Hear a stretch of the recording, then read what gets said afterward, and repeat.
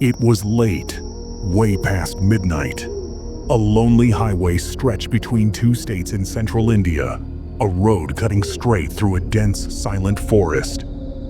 A worn-out old car crawled down that road. Behind the wheel was a 35-year-old woman named Manvi, driving through the night with her two kids. Her 5-year-old son, Arush, was asleep in the back seat, and her 10-year-old daughter, Raya, sat quietly beside him, staring into the darkness outside the window. Manvi's husband had died a few years earlier, and now, after struggling alone for so long, she was finally leaving everything behind, driving back to her hometown to start a quieter life. But the deeper she went into the forest, the stranger the air felt. There was a coldness, one that didn't belong to summer nights, and worse, an eerie silence, as if even the insects avoided that part of the woods. For miles, there wasn't a single other vehicle. A few minutes later, a sharp pain struck Manvi's head. At first, she thought it was just exhaustion, but the pain kept growing, throbbing, almost unnatural. Then Raya suddenly grabbed her back and screamed. Arush jolted awake, crying, saying something was holding his leg. Manvi slammed the brakes. The car screeched to a stop in the middle of the pitch-black road. She turned around and froze. Something like twisted tree branches was wrapped around her children's legs and bodies, as if the forest itself was trying to pull them in. Before she could even process what was happening, the windows shattered, and those same branches shot inside, snatching both kids and dragging them into the woods. Manvi burst out of the car and ran after them, screaming their names. A rotten stench filled the air, thick, suffocating, like decaying meat. Every tree shook violently, as if a storm was about to tear through the forest. And from deep inside the darkness, something growled, a sound so low and monstrous it didn't seem human or animal. Manvi kept running, calling out to her children, but she couldn't see them anywhere. Then, from the side, a heavy branch swung at her and struck her head. Everything went black. When she finally opened her eyes, she was lying on the forest floor. A dim, flickering light hovered above her, a torch held by an old woman. Manvi was badly injured.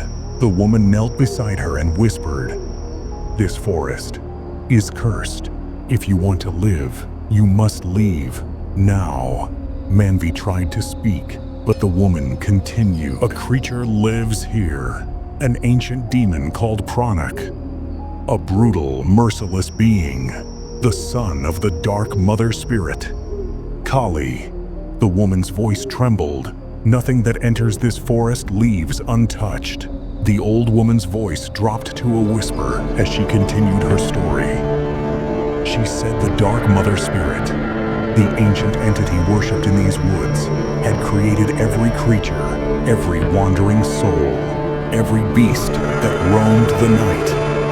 But her son, Pranak, was born twisted, evil, in ways even she could not control. The Dark Mother never gave him her love, and the more she rejected him, the more monstrous he became. Eventually, she could no longer let him roam free, so she cursed him, bound him forever inside a massive tree deep in this very forest. And from that day on, Pranak swore revenge, not on his mother, but on every other mother in the world. He hated children, because children were loved in ways he never was. And so, he began devouring every child from the surrounding villages, until people abandoned the entire region out of fear. Manvi felt her stomach twist. Hearing this, she broke down, sobbing uncontrollably. The old woman placed a hand on her shoulder and said quietly, "By now, Pranak has likely swallowed your children. You cannot save them. Save yourself." But Manvi shook her head, tears streaming down her face. "I'm a mother," she said. "I'm not leaving them, not even if it costs me my life." The old woman looked at her for a long moment, then gave her a blessing. "May the Dark Mother protect you." And the moment Manvi blinked, the woman was gone. Completely. No sound, no footsteps, no trace. It was like she had vanished into thin air. Only the flickering torch lay on the ground where she had stood. Manvi picked it up. Its weak flame barely cut through the darkness, but it was all she had. She pushed deeper into the woods. The forest felt alive now, watching her. Every tree seemed to have eyes, cold, malicious eyes, following her every step. The growling she'd heard earlier was louder now, closer. Then the forest floor began to shift. Thick roots pushed up from the dirt, writhing like living things. Manvi swung the torch, burning through the ones that grabbed at her ankles, forcing her way forward. A few minutes later, she reached it. A massive, ancient tree, towering above everything else. Its branches twisted around each other unnaturally, like giant knotted limbs. And from the center of it all hung a thick, heavy lump, swaying slightly in the breeze, almost as if something inside it was breathing. The closer Manvi stepped toward that hanging mass, the clearer it became. There were voices coming from inside it, faint, weak, crying. She raised the torch and froze. Wrapped tightly inside the twisted branches were Arash and Raya, both writhing in pain, barely able to breathe. And then the wind died. Completely. It was like the entire forest inhaled and refused to exhale. Every branch around her grew darker, denser, until even the moonlight couldn't find its way through. And then she saw them, a pair of glowing red eyes staring straight at her from the blackness. Manvi didn't need to be told. She knew exactly who it was. Pranak, the creature the old woman had warned her about, was standing right in front of her.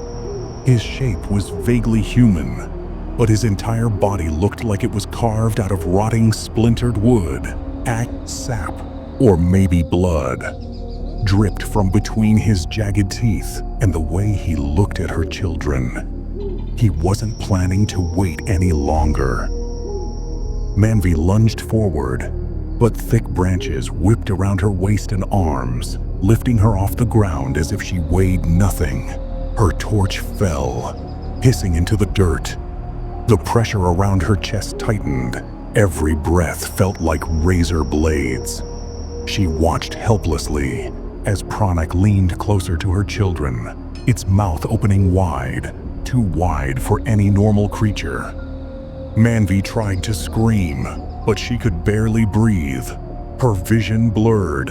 Her last thought was her children's names, echoing in her head. And then, lightning tore open the sky.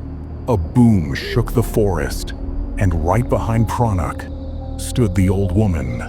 Only she wasn't an old woman anymore. Her face shifted, stretched, twisted, until she became something ancient, something divine, something terrifying. Pranak roared in fury, shaking the entire forest. Trees snapped and toppled like they were made of glass. Wind howled through the branches. The earth began to tremble under Manvi's feet. Her consciousness flickered. With the last ounce of strength she had, she whispered her children's names, and her world went black. But only for a moment. When her eyes snapped open again, they glowed bright red. Something powerful, something not human, was inside her now. She felt strength rush through her body, violent and uncontrollable. In one scream, a scream that didn't even sound like her. Every branch holding her shattered into splinters. Manvi hit the ground, grabbed the fallen torch, and sprinted toward the massive tree that bound Pranak. With a single strike, She shoved the flaming torch deep into the roots. They caught instantly. Pranak recoiled, realizing too late what she'd done. Flames crawled rapidly up the trunk, consuming the very thing that imprisoned him for centuries. The hanging bundle snapped. Sichin Namas and Arash and Raya tumbled to the ground, unconscious but alive. Pranak screamed, a sound that shook the entire forest, until the flames engulfed him completely. And then silence. The tree collapsed into ashes. Pranak was gone. Manvi staggered backward, dizzy.